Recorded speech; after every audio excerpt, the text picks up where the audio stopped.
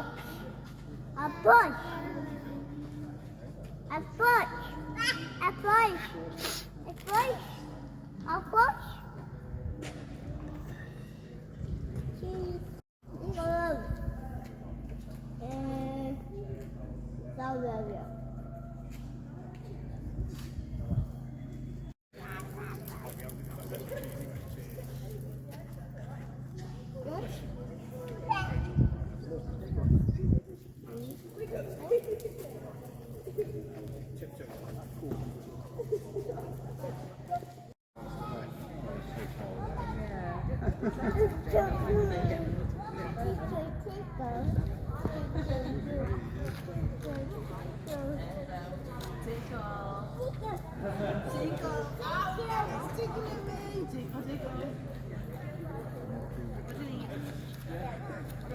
Spitfire.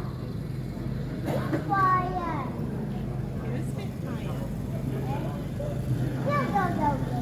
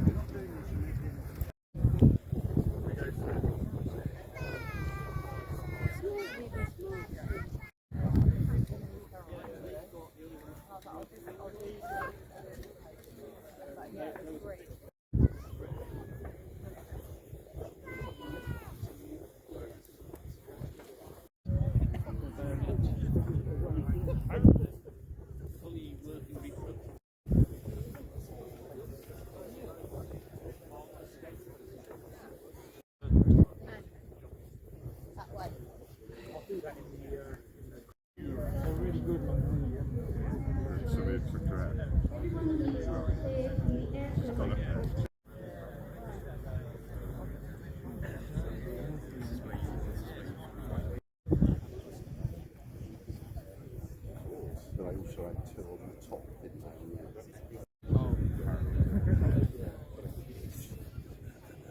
We're not one of them against that.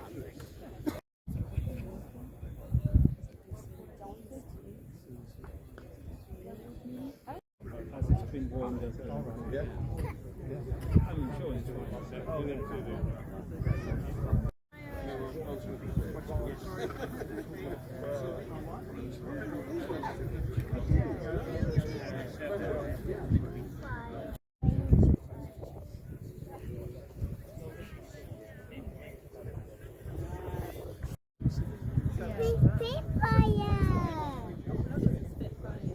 sure it's in the 50s. One of the marking sergeant picked the dust.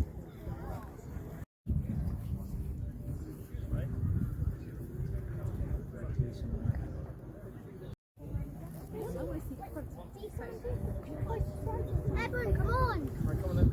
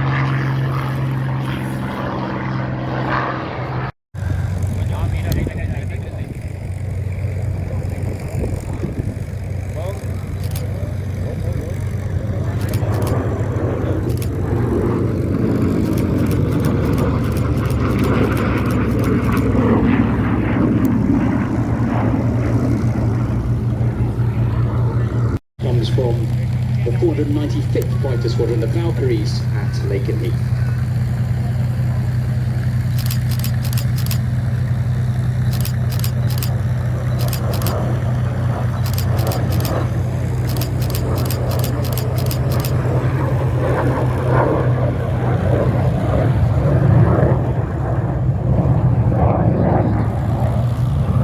Together,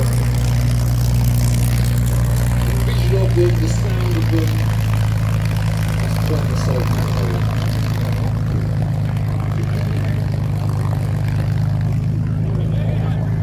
P51 there, but coming in again from your right hand side, here comes our lovely formation, led by Cam in that P47.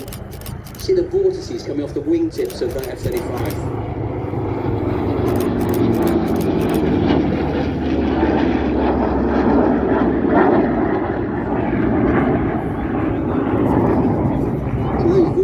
Landing short takeoff version, which is what the UK military operates.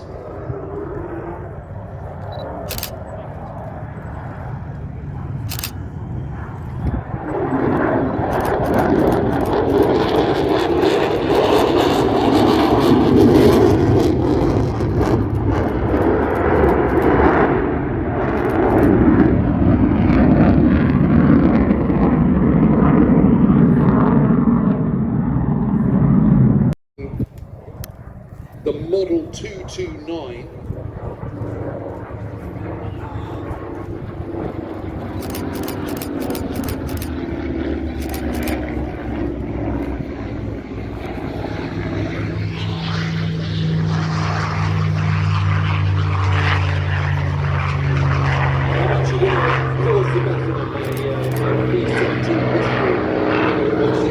Amazing fighter planes take off and do their stuff.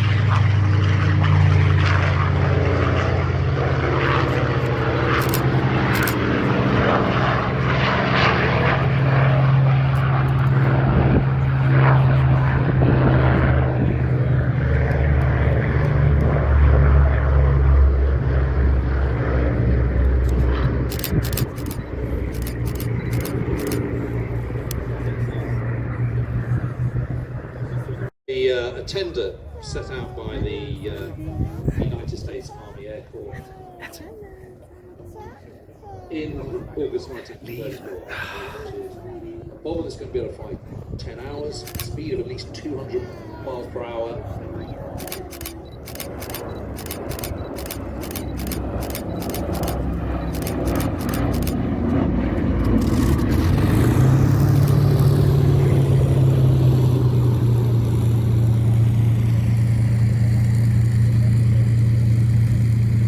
Manufacturers entered that race. There was Douglas, Martin, and of course Boeing. And there was of course became the mainstay of the United States Army Air Corps and then Army Air Force throughout the Second World War. P-51 came in towards the end of the war, but 17 produced all the way. And of course was the mainstay of the mighty 8th Air Force, as well as the 15th Air Force in Italy. And just a phenomenal aircraft. Again, could take huge amounts of punishment. But also, as anyone who's seen Masters of the Air will know, it was lethally dangerous too. It was 1990, which makes me feel incredibly old. I actually watched it again not very long ago.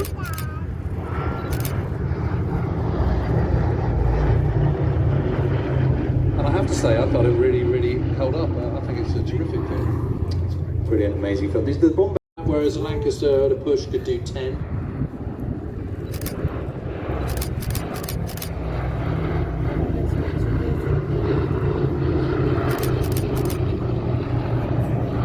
On the other hand, they are designed for slightly different roles. B-7. That's why nearly 50% of all those who flew in Bomber Command didn't make it home. It's always a payoff. I remember talking to a crew member, I think he was the navigator of the Bombardier, I can't remember. on a B-17 was initially earmarked more than 3/4 of the fuselage just in front of the tailplane. Yeah, that's more than enough for a couple of Bouchons. And they still made it home, and that's the most important.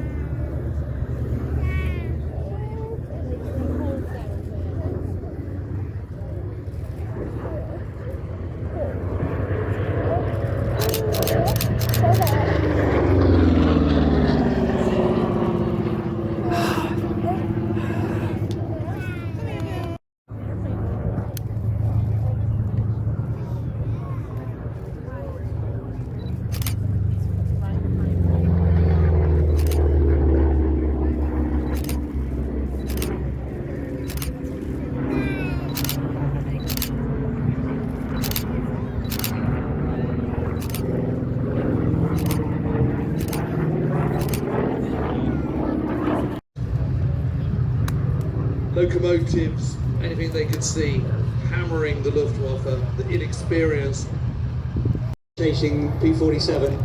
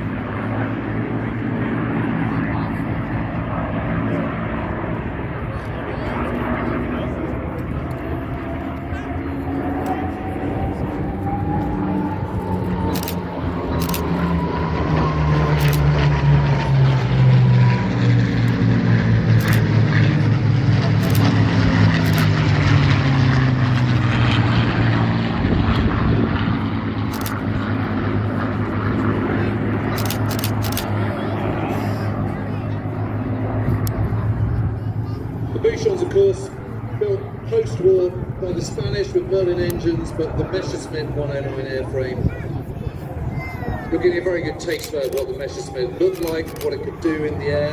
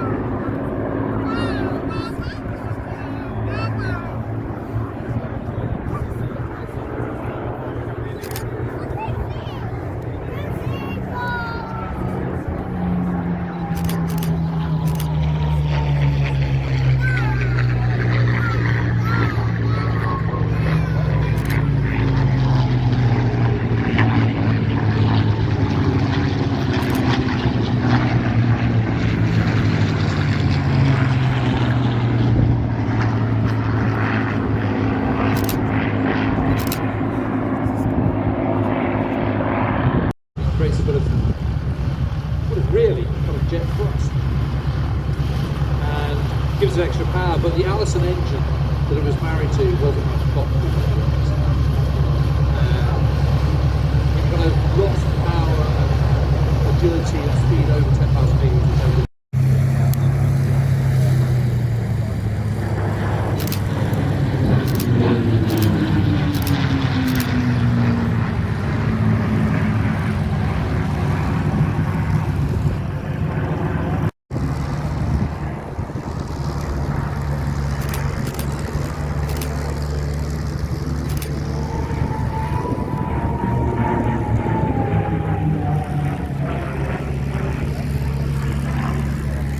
By beginning of 1944 or end of 1943, that's more like 100 hours or even less, 90. And of course it's a complete lambs to the slaughter.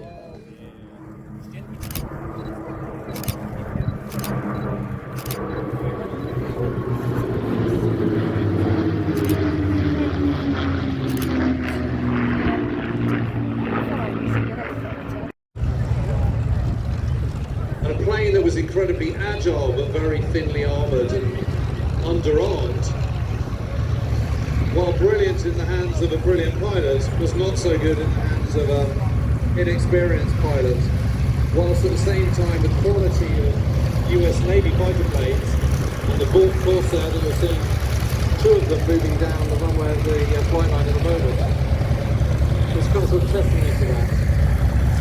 Carrier-based planes that extremely powerful, extremely agile, extremely versatile,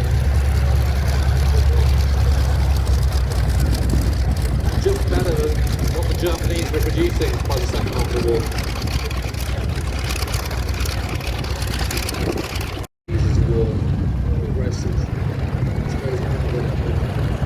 One of the shift over moments is what we see in June 1944.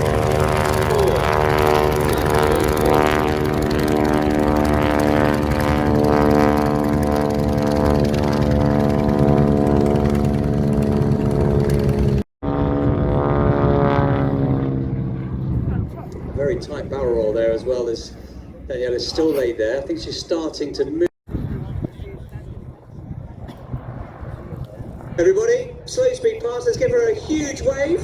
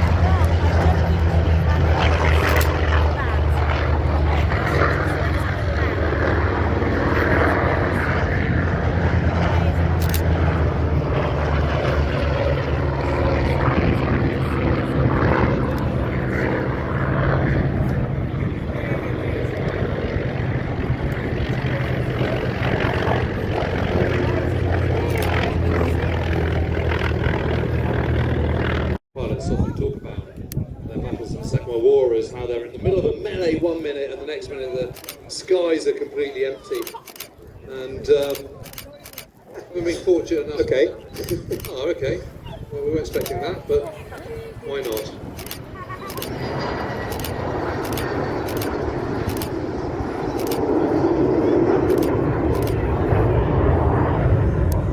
And something completely different. Well, they say it's all about communication, James, and we clearly don't have any communication with the control tower because this aircraft was actually due in. In fact, there's a little bit of, yeah, that's how bad. We've actually been talking about those guys, but they're holding over this, so that's a little slip up on our part.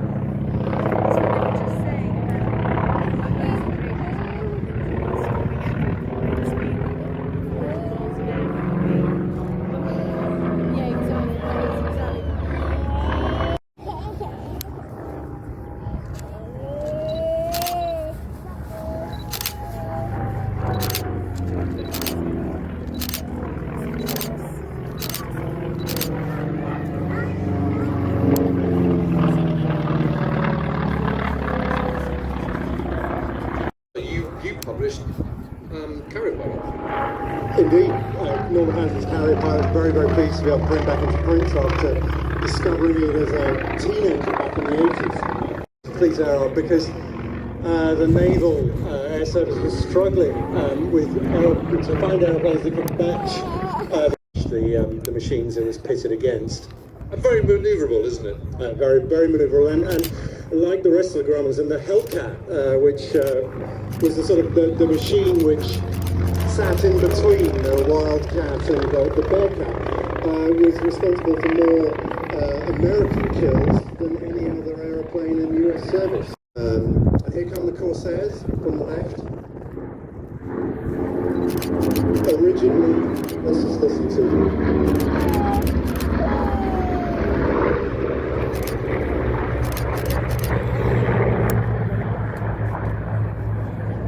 originally the Corsairs. It's amazing to see, and I really go with that rule of thumb that if it looks good, it probably is good. I mean, it doesn't always work out, but for the most part it does. 9 times out of 10.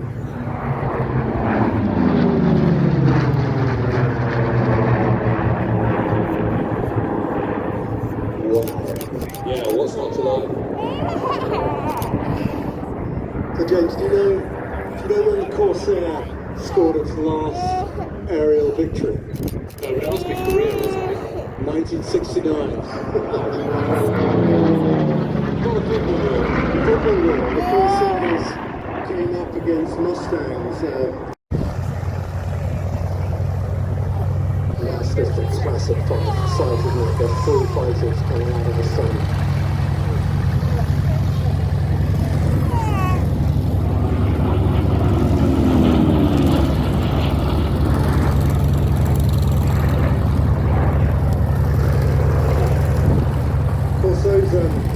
Those gull wings are only that shape so that the wheels could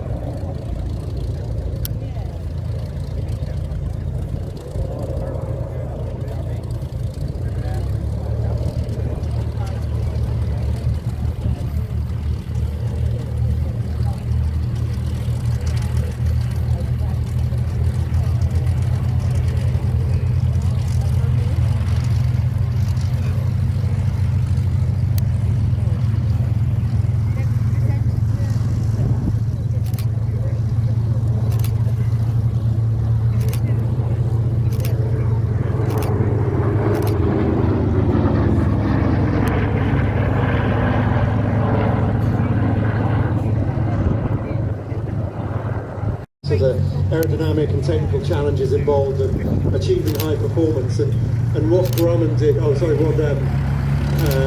Consolidated did with this is really, it was really fantastic. So unusual, so striking.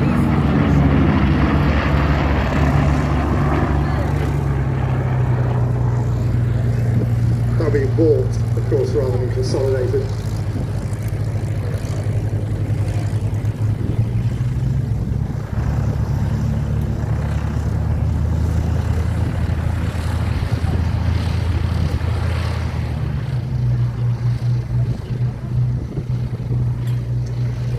Any minute now we can expect the Bearcat.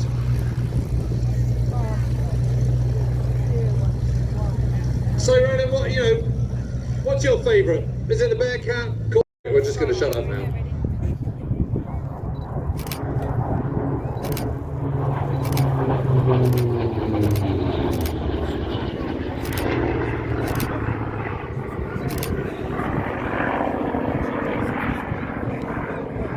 And this thing, folks, really is the pinnacle of piston engine fighter design. This, along with the Sea Fury, really represent the top of the tree. In fact, as far as I know, the Bearcat still now holds the current piston engine world speed record.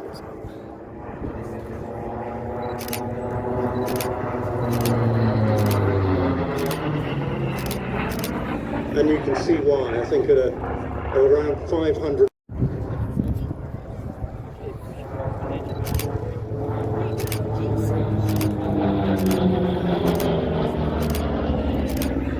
plane that is.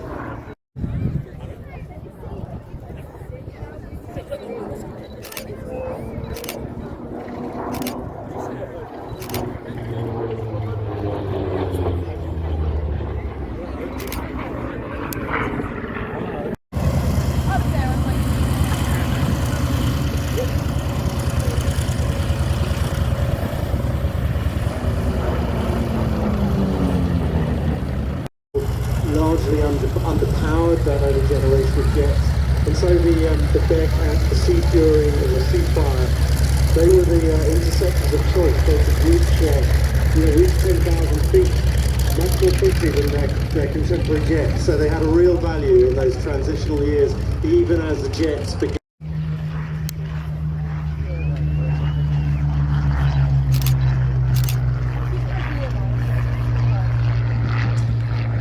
Hurricane's taking off.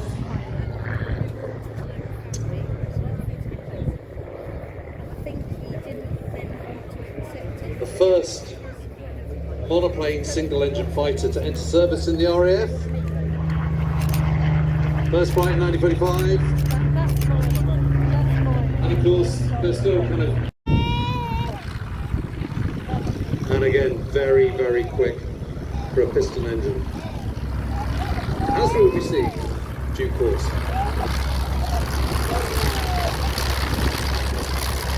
This plane displayed displayed by Trevor Dugan, who's flying in the lead aircraft, and Gabriel Barton flying in number 2. We have our Hurricane pair, Trevor Dugan and Gabriel Barton.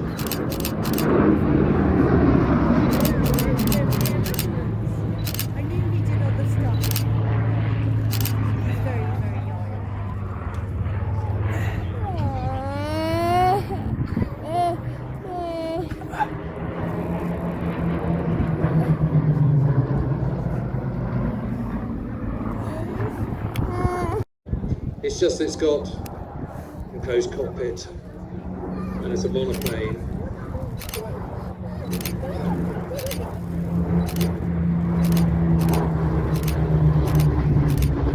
And it's got a bigger engine. But what that does mean, of course, quickly producing numbers.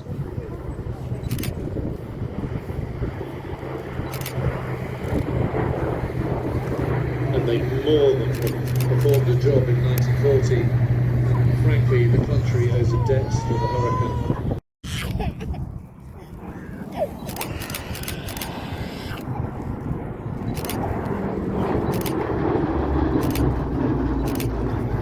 And they could store enough ammunition to fire for 14.7 seconds.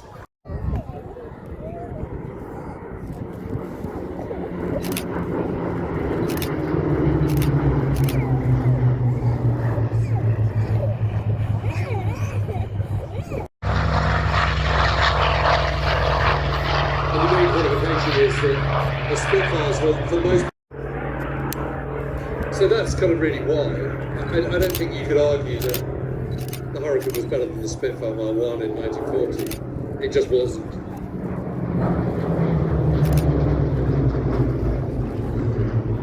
But it was still a very, very good fighter plane.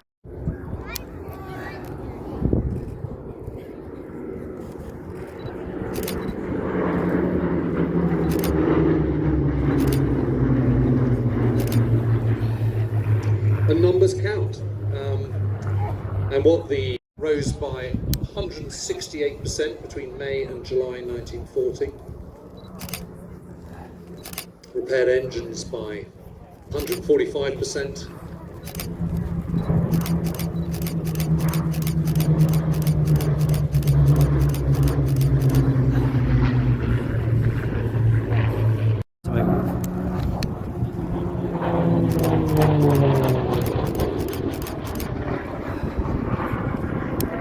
Bowling, and that is produced by Walker.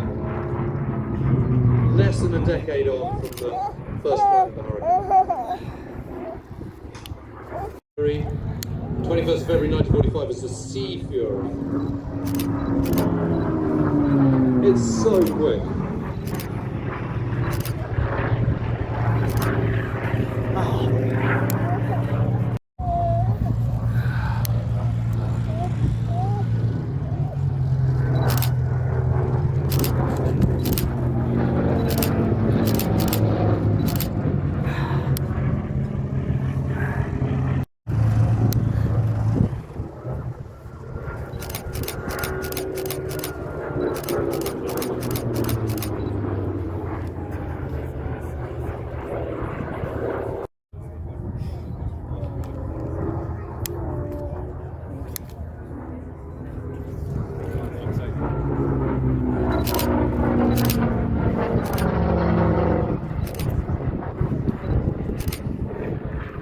lovely climbing in its guise as a Rebel Air race back in the mid-2000s.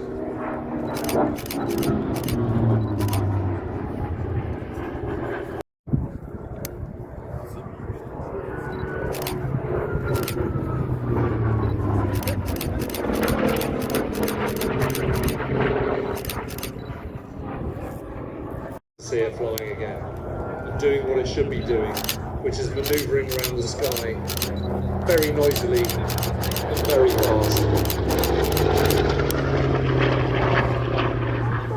And what is it about this aircraft that makes it quite so manoeuvrable? Super light, so it probably weighs around 750 kilograms, 330 horsepower in the engine, massive propeller, huge control surfaces, so the ailerons just control the roll, and the huge trailing edge of the wing, you've got a huge elevator and a huge rudder, it just makes it so controllable. And what we're going to see today is some beautiful topside. Cameras ready, ladies and gentlemen.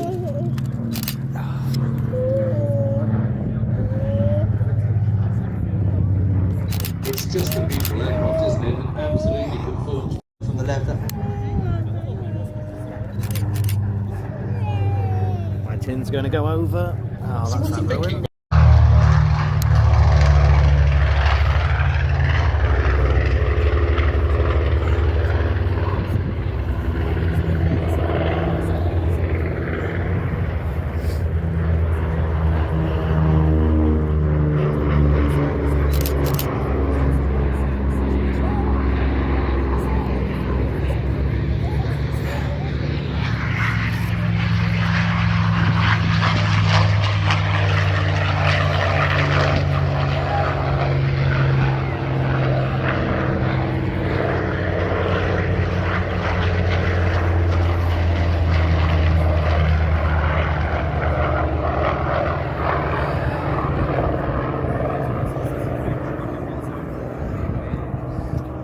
Four of them together.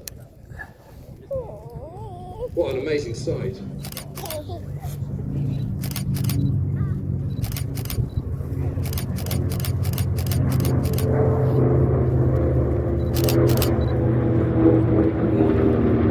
B-25 on the front, Mustang on the left, Wolf on the right, B-38 in the back.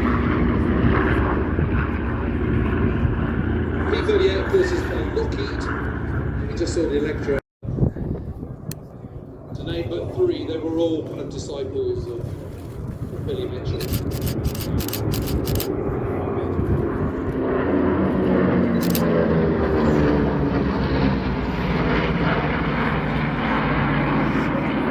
B-25 could get up to, 270. Amazingly, was flying operationally until 1979. Still being used in Korea and Vietnam War.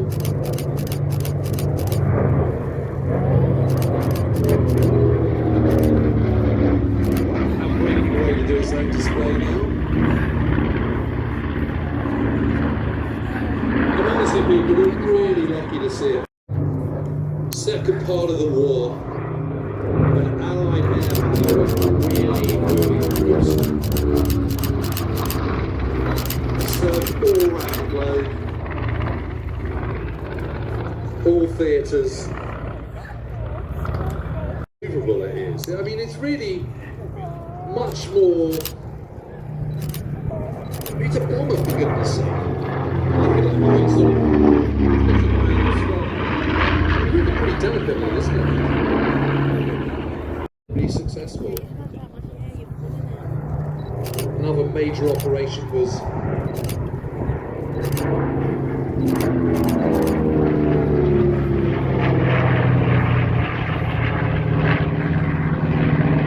Operation Stranded. April.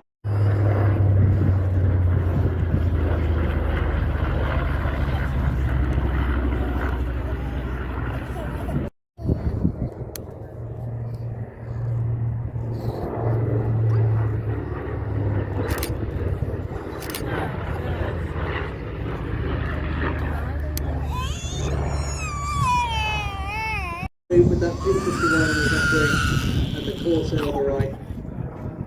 Amazing formation as they apex the top of the loop.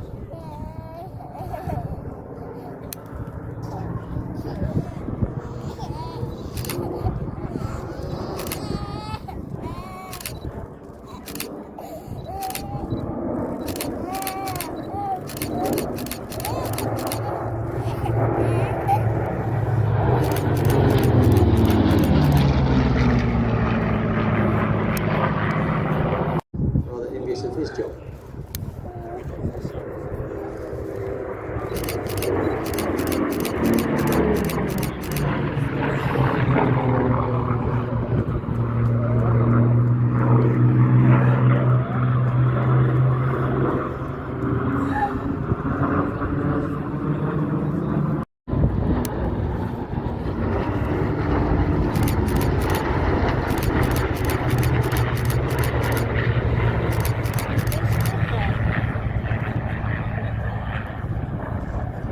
Triplane.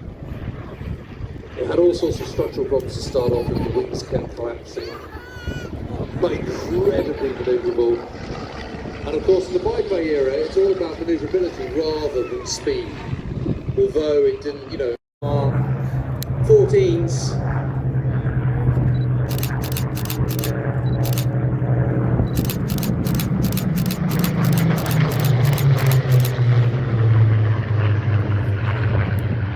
very different wing rather than Mitchell.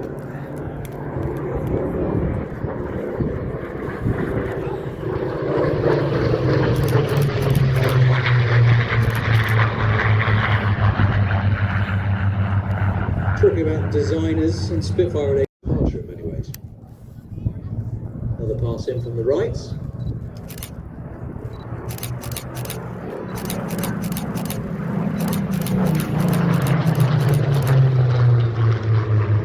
What sort of speed are they doing there, Mike? It's around 250, 280, somewhere between. From the right hand side, at the front, 7 Merlin power Spitfires. Get ready, people. So I'm going to find out, I think.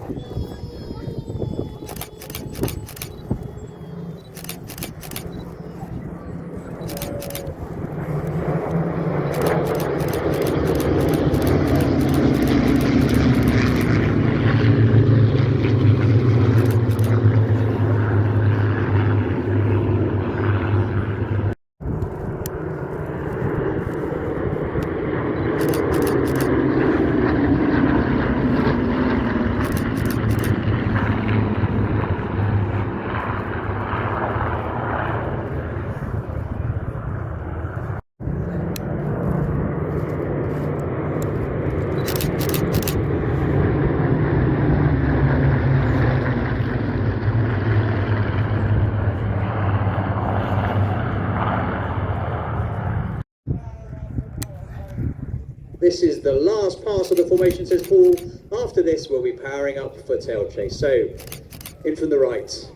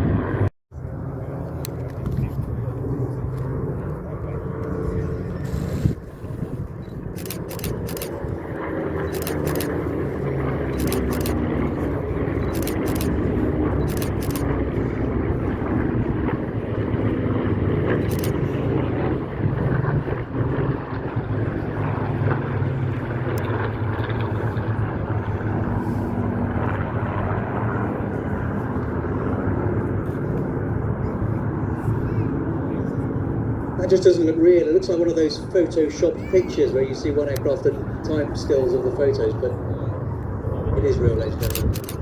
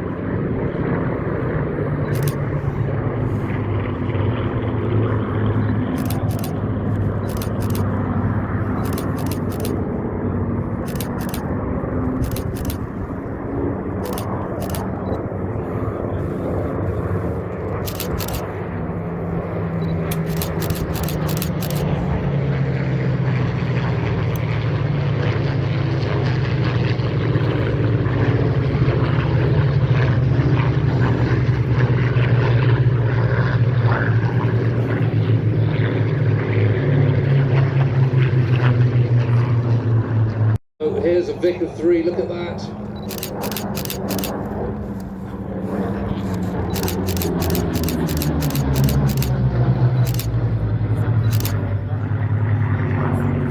I'll come back to the wings in a minute. Let's just watch this for a moment.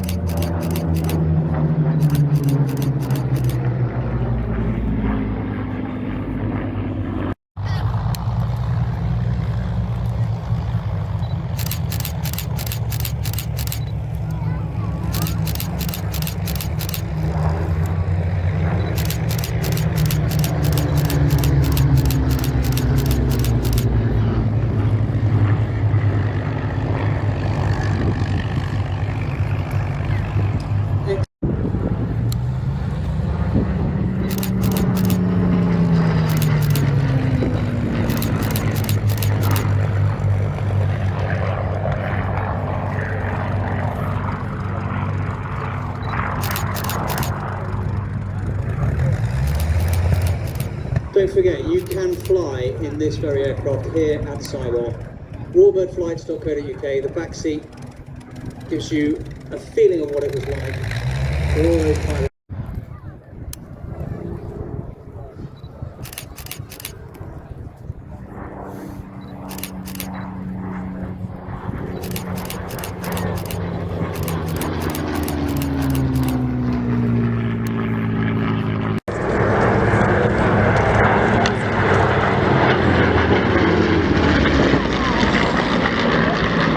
It's worth pointing out that in flying formation